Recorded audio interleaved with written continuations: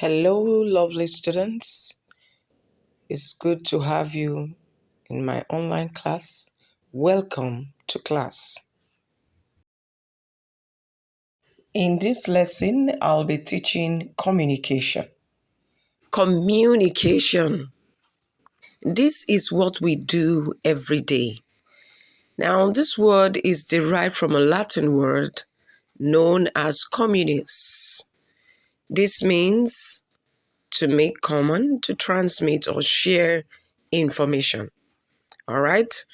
And so communication is defined as the process of exchanging information from one person to another. Types of communication. We have internal communication. This refers to communication within the same organization. And the other type is external communication, which is communication between another organization or an individual outside your particular organization. Effective communication can be done with a sender and a receiver. In other words, for communication to be effective, there must be a sender, the message, and the receiver. This makes communication effective. It means there must be a beginner of the information and the receiver. Now, modes of communication. We have verbal communication, which is spoken word, speaking to somebody. That is verbal. And then non-verbal communication, which is using of signs, body language, gestures, facial expression, and all of that is referred to as non-verbal communication. And the third is written communication. This is done by writing or using an email. This is referred to as written communication. All right? That will lead us to importance of communication. Communication is important in business. It helps the business to be relied upon during emergency for vital information. Businessmen use this as an important tool, especially in foreign trade. And then means of communication in Nigeria. We have the post, telephone, internet. All right, now let's begin with the post. The post form of communication is where we post our letters in the post office, all right, using your envelopes. And then telephone, you make your call through telephone. And then the internet, where we also communicate with one another. Now, I'm going to speak more on my post after this video. Watch. Communicating is one step further in the process. It is the sharing of information between two or more people to reach a common understanding. Communication is a two-way process. It needs a sender or a speaker and a receiver or a listener. The speaker's role is to speak clearly, while the listener's role is to pay attention to the speaker. However, quite often people focus more on what they want to say rather than listen to others. Now, before we understand the importance of communication, let's imagine a day without speaking to anyone.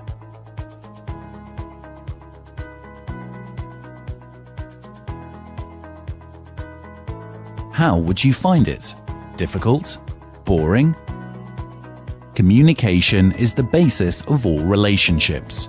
We communicate with others for many reasons. For example, when you can't find your clothes, you reach out to your mother or father.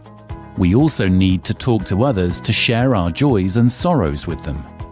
At work, we talk to our co-workers to share ideas, exchange information, and seek help from them. Without communication, our life would come to a standstill. We communicate not just verbally, but also non-verbally through our body language and facial expressions. Another mode of communication is written, which includes letters, emails, notes, etc. To make sure we talk and write effectively and that our audience gets the message, we must follow the 7 C's of communication. Let's see what these are.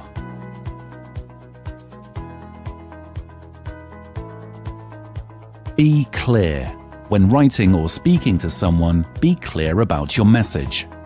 Think what your purpose is in communicating with another person.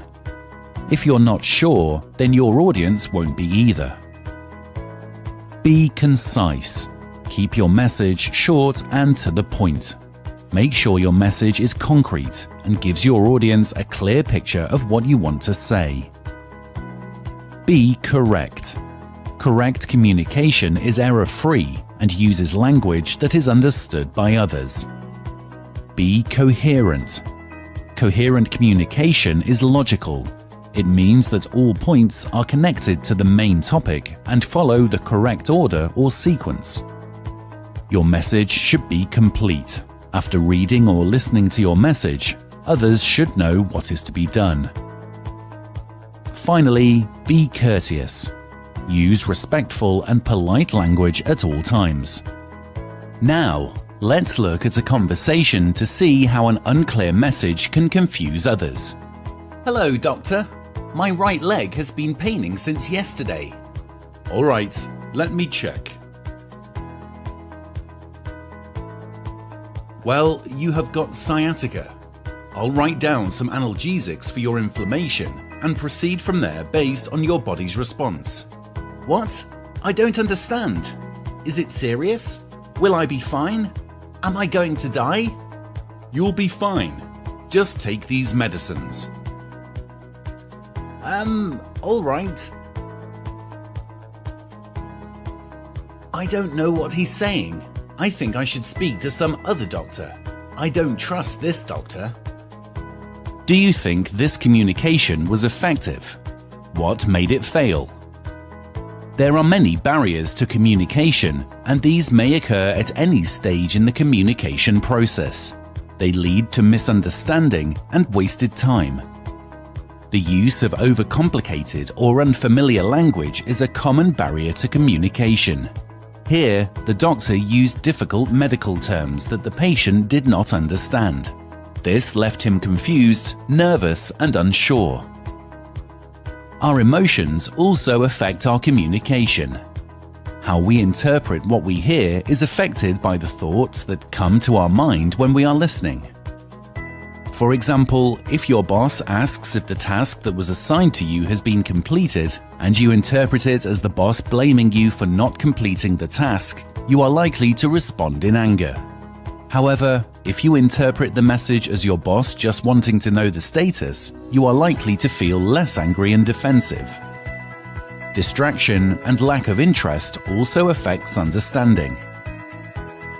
We filter information based on what we want to hear. For example, when our manager is assigning work, we only listen to those which we need to do. Remember, developing effective communication skills means improving both your speaking and listening skills. Even if you are not born with these skills, you can develop them by paying attention to what and how you say things and listening attentively to others. All right, welcome back. NIPOST is an abbreviation of Nigerian Postal Service, is responsible for providing postal services in Nigeria. All right, that'll be all for this lesson. Please watch the video, understand the video, and provide answers to your questions. I'll see you next class. Please stay safe.